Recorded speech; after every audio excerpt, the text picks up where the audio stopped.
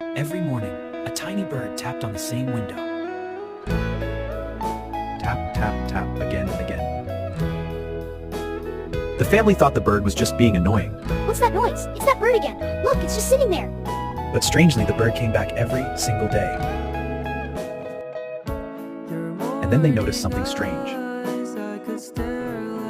The bird only tapped when the baby started crying.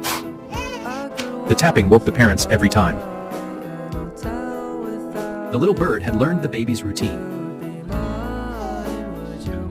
And somehow, it became the baby's tiny alarm clock.